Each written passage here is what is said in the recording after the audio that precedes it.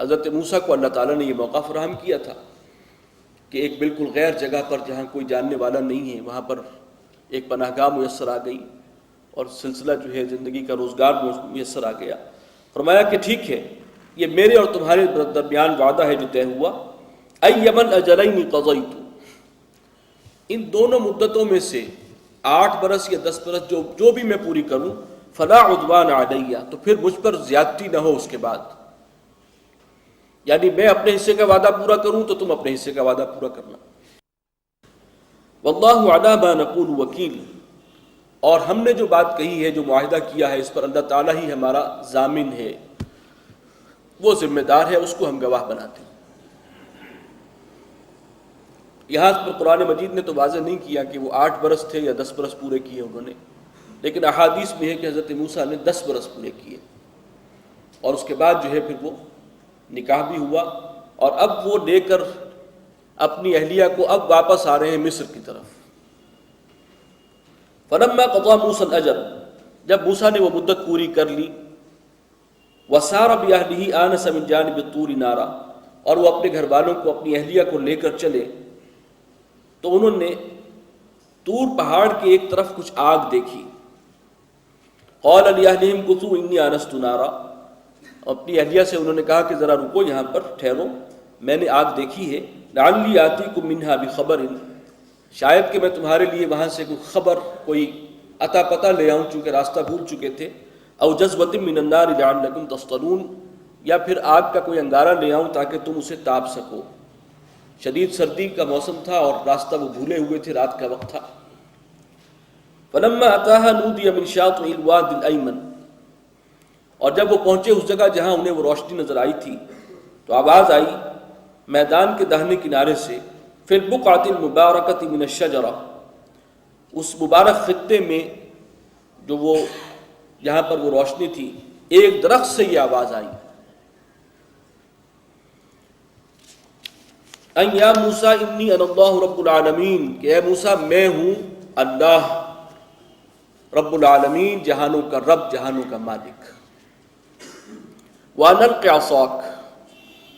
اور اپنا عصا جو ہے وہ زمین پر ڈال دو، پھینک دو۔ فَلَمَّا رَآهَا تَهْتَزُّ كَأَنَّهَا جَانٌّ، اور حضرت موسیٰ نے جب یہ دیکھا کہ وہ حرکت کر رہا ہے یا پھن پھیلائے ہوئے ہے جیسے کہ سانپ ہوتا ہے، وَلَّا مُدْبِرًا، تو وہ الٹے پاؤں واپس دوڑے، وَلَمْ يُعَقِّبْ، اور پیچھے مڑ کر نہ دیکھا، یعنی ایک دم تو شدید گھبراہٹ ان پر طاری ہو گئی۔ یا موسیٰ اقبل ولا تخف، اے موسیٰ آگے بڑھو اور ڈرو نہیں،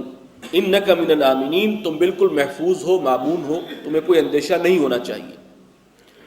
اسلک یدک فی جیبک، یہ جو حضرت موسیٰ اور اللہ کے درمیان مکالمہ ہوا ہے، اس کی زیادہ تفصیل سورۃ طٰہٰ میں ہے،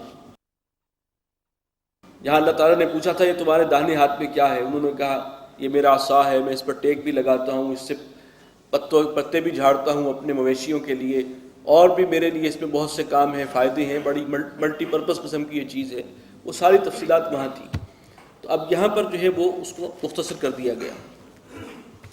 اسلک یدک فی جیبک، اپنے ہاتھ کو داخل کرو اپنے گریبان میں، تخرج بیضاء من غیر سوء، یہ نکل آئے گا، نکلے گا، برآمد ہوگا بالکل سفید ہو کر، بغیر کسی عیب کے، کسی مرض کے۔ وَاضْمُمْ إِلَيْكَ جَنَاحَكَ مِنَ الرَّهْبِ، اور اپنے دونوں بازوؤں کو ملا لو اپنی طرف خوف کے وقت، یعنی اگر اس طریقے سے تمہیں کسی وقت خوف طاری ہو جائے کسی چیز سے، تو یہ اس کی تفسیر یہ کی گئی ہے کہ اپنے دونوں بازوؤں کو اس طرح سے ملا لیا کرو، یہ اللہ کی طرف سے تمہیں ایک خاص عطیہ ہے کہ تمہارا خوف جاتا رہے گا اور تمہاری دہشت دل سے نکل جائے گی۔ فَذَلِكَ بُرْهَانَانِ مِن رَبِّكَ إِلَىٰ فِرْعَوْنَ وَمَلَئِهِ، تو یہ دو ہیں برہان، سند، دو معجزے ہیں تمہارے رب کی جانب سے فرعون اور اس کے سرداروں کے پاس جانے کے لیے۔ اِنَّهُمْ كَانُوا قَوْمًا فَاسِقِينَ، یقیناً وہ لوگ جو ہیں فاسق ہیں، نافرمان ہیں، سرکش ہیں۔ قَالَ رَبِّ إِنِّي قَتَلْتُ مِنْهُمْ نَفْسًا، حضرت موسیٰ نے کہا پروردگار میں نے تو ان کا ایک بندہ قتل کیا ہوا ہے، فَأَخَافُ أَن يَقْتُلُونِ، اور میں ڈرتا ہوں کہ وہ مجھے قتل کریں گے، جواباً میرا انتظار ہو رہا ہوگا۔ وَأَخِي هَارُونُ هُوَ أَفْصَحُ مِنِّي لِسَانًا، اور میرا جو بھائی ہارون ہے،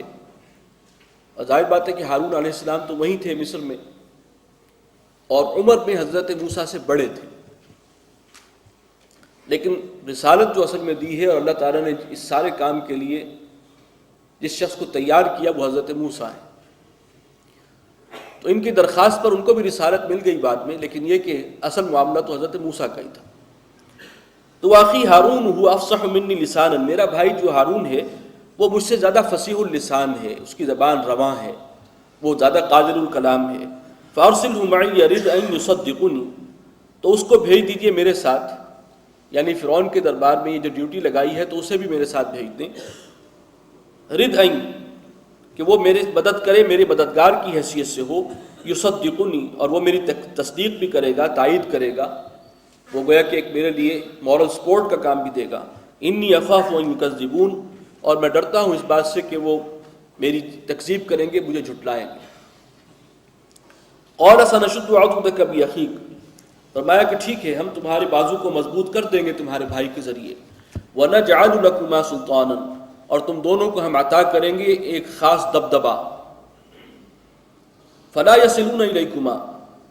تو وہ جو قوم ہے آل فرعون وہ تم تک پہنچ نہیں سکیں گے، یعنی تم پر دسترازی نہیں کر سکتے، تمہاری جان کو کوئی خطرہ نہیں ہے ان سے، اطمینان رکھو۔ بآیاتنا انتما ومن اتبعکم الغالبون، ہماری آیات کے ذریعے سے، ہماری نشانی اور معجزوں کے ذریعے سے یقیناً تم دونوں اور جو تمہاری پیروی کریں، جو تم پر ایمان لائیں، وہی بالآخر غالب ہو کر رہیں گے۔ فلما جاءهم موسیٰ بآیاتنا بینات، جب موسیٰ پہنچے ہیں ان کے پاس، فرعون اور آل فرعون کے پاس، ہماری کھلی کھلی نشانیاں لے کر، قالوا ما هذا الا سحر مفترى، تو انہوں نے کہا کہ نہیں ہے یہ مگر جادو ہے گھڑا ہوا، اپنے پاس سے بنایا ہوا۔ وما سمعنا بهذا في آبائنا الاولین، اور ہم نے اپنے اگلے باپ دادا میں ایسی کوئی بات نہیں سنی کہ کوئی اس کائنات کا رب بھی ہے، رب السماوات والارض ہے اور وہی ہمیں رزق دیتا ہے۔ یہ ساری باتیں ہمارے لیے بالکل غیر مانوس ہیں، اجنبی۔ وقال موسیٰ ربی اعلم بمن جاء بالہدی من عندہ، حضرت موسیٰ نے کہا کہ میرا رب تو خوب جانتا ہے اس کو کہ جو اس کی طرف سے ہدایت لے کر آیا ہے، اسے تو معلوم ہے اسی نے مجھے رسول بنا کر بھیجا ہے۔ ومن تکون لہ عاقبۃ الدار، اور میرا رب جانتا ہے کہ وہ کون ہے جس کے لیے ہوگا وہ آخرت کا گھر، کون وارث بنے گا، کون مستحق ہوگا آخرت کے گھر کا۔ انہ لا یفلح الظالمون، یقیناً ظالم جو ہیں، ظلم کرنے والے، شرک کرنے والے کبھی فلاح نہیں پا سکتے۔ وقال فرعون یا ایھا الملأ ما علمت لکم من الہ غیری، فرعون نے کہا کہ اے میرے درباریوں، میں تو نہیں سمجھتا، میں نہیں جانتا تمہارے لیے اپنے سوا کسی اور معبود کو، میں ہی ہوں تمہارا جو بھی معبود ہوں، حاکم ہوں، با اختیار ہوں، انا ربکم الاعلی، تو اور کسی سے تو میں واقف نہیں ہوں۔ فاوقد لی یا حامان علی الطین، تو اے حامان تم ہمارے لیے مٹی کی اینٹوں کو آگ میں پکواؤ۔ فاجعل لی صرحا، اور پھر بناؤ میرے لیے ایک محل، یعنی اونچی عمارت تعمیر کرو، اینٹوں کو پکاؤ، ان کو تیار کرو اور اینٹوں کے ذریعے ایک محل تعمیر کرو۔ لعلی اطلع الی الہ موسیٰ، تاکہ میں اس پہ چڑھ کر جھانک کر دیکھ سکوں کہ موسیٰ کا الہ کہاں ہے، میں جھانک سکوں موسیٰ کے رب کو۔ وَإِنِّي لَأَظُنُّهُ مِنَ الْكَاذِبِينَ، اس نے کہا یہ کر تو دیکھو لیکن میں یہ سمجھتا ہوں کہ یہ جھوٹ بول رہا ہے، میں اوپر چڑھ کے بھی دیکھ لوں گا تو نظر کچھ نہیں آنے کا، کوئی چیز نہیں ہے ایسی۔ وَاسْتَكْبَرَ هُوَ وَجُنُودُهُ فِي الْأَرْضِ بِغَيْرِ الْحَقِّ، تو تکبر اور گھمنڈ کا مظاہرہ کیا فرعون نے بھی اور اس کے لشکروں نے بھی زمین میں ناحق۔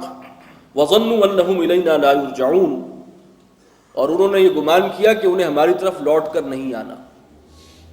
فَأَخَذْنَاهُ وَجُنُودَهُ فَنَبَذْنَاهُمْ فِي الْيَمِّ، تو پکڑا ہم نے اسے بھی اور اس کے لشکروں کو بھی اور پھینک دیا انہیں سمندر میں۔ فَانظُرْ كَيْفَ كَانَ عَاقِبَةُ الظَّالِمِينَ، اور پھر دیکھو کہ کیسا انجام ہوا ان ظالموں کا، زیادتی کرنے والوں کا۔ وَجَعَلْنَاهُمْ أَئِمَّةً يَدْعُونَ إِلَى النَّارِ، اور ہم نے ان کو امام بنا دیا ہے کہ وہ لوگوں کو دعوت دیں گے جہنم کی طرف۔ فرعون چونکہ اپنی قوم کا سردار تھا تو ہم نے بھی اس کی سرداری تو قائم رکھی ہے،